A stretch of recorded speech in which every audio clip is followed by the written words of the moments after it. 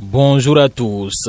Force courir pour un Bénin émergent, des figures de l'ère Boni-Yayi en quête de renaissance politique. C'est une analyse faite par Fraternité qui précise que la liste du parti FCBE pour les législatives du 11 janvier 2026 marque le retour en scène de plusieurs caciques du régime Boni-Yayi. En effet, 6 anciens députés, ministres ou directeurs généraux se repositionnent, traduisant une stratégie d'expérience assumée, fait remarquer la publication. Ainsi, Idrissou Bako, ancien DG de la Sonapra et ex-député, conduit la première circonscription électorale. Rufin Nassouno, ex-ministre de l'économie maritime et de l'agriculture, prend la tête de la deuxième circonscription électorale selon le même journal. De même, Garba Yaya, maire de Bembereke, s'impose en tête de la 7e, tandis que Amadou Issifou, ancien député, mène la 8e. Où figure également Yaya Aboubaka, ex-ministre du Travail et ex-maire de la ville de Parakou, Nouvelle Fraternité. Plus loin, Alassane Soumanou, ancien ministre de l'enseignement secondaire, occupe la 13e place stratégique et Denis Obachabi, maire de Savé, conduit la 10e. Par ailleurs, Fraternité relève que si cette configuration mise sur la crédibilité des anciens cadres, elle demeure peu féminisée. Sur 218 candidats, seules 58 femmes sont positionnées, dont 3 titulaires et une tête de liste, Jeanne Khossou. Avec une moyenne d'âge de 45 ans, la force Corée pour un Bénin émergent présente plusieurs candidats en tête de liste, ainsi que des profils émergents et plus jeunes. Une diversité générationnelle renforcée par la présence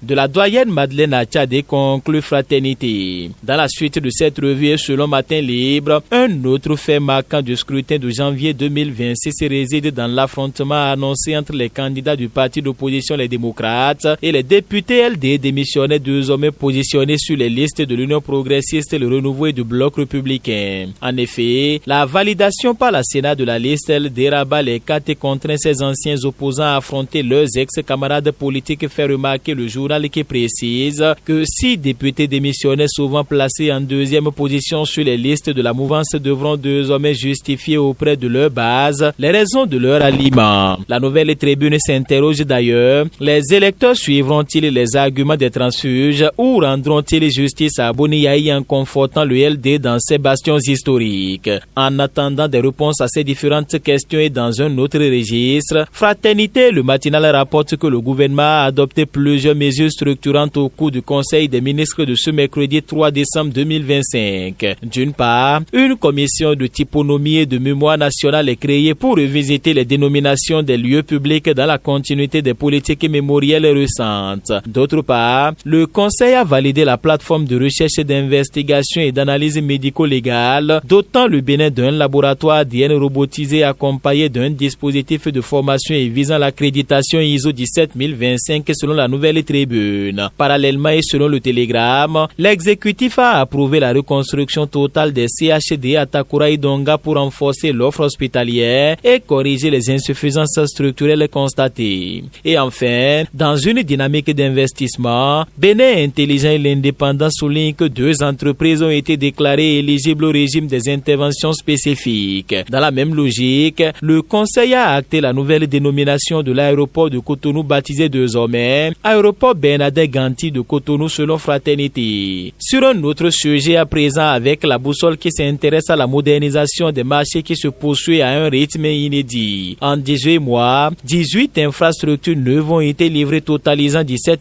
249 espaces marchands et redessinent profondément l'économie populaire. D'une part, 13 marchés urbains du Grand Noukou et des grandes villes ont apporté 7 348 nouveaux espaces modernes selon le journal qui précise que d'autre part, 5 marchés régionaux ont ajouté 9 901 espaces marchands et renforcé les chaînes agroalimentaires. Avec 328 poissonneries, 452 boucheries, 1306 boutiques et près de 1100 hangars, l'ANAGEM impose de nouveaux standards d'hygiène, de sécurité et d'organisation selon la boussole. Le matinal note que les prochains jalons incluent l'ouverture de PK3 et Kokokoti en décembre, puis l'opération commémoration historique du déménagement de Dantokpa du 5 au 15 janvier 2026. Dans le domaine sportif à présent, Fraternité rapporte que les Guépas entreront en stage dès le 10 décembre à Ben Silman au Maroc avant la publication le 11 décembre de la liste définitive des 28 joueurs pour la Coupe d'Afrique des Nations 2025. Le sélectionneur Guénotro a convoqué 30 joueurs dont 3 gardiens, 9 défenseurs, 7 milieux et 11 attaquants, fait savoir Bénin Intelligent. Terminons cette revue par cette information relayée par la nouvelle tribune Bénin Intelligent qui revient sur l'affaire CEA dans laquelle un pasteur est poursuivi pour escroquerie via Internet après avoir enrôlé plus de 35 fidèles sur la plateforme de placement aujourd'hui suspendue. Le prévenu placé sous mandat de dépôt plaide la naïveté mais la Cour interroge son rôle actif dans la promotion de ce système selon l'investigateur. L'audience est renvoyée au 20 janvier 2026 pour la suite des débats conclus 24 au Bénin. Fin de cette revue. Merci de m'avoir suivi.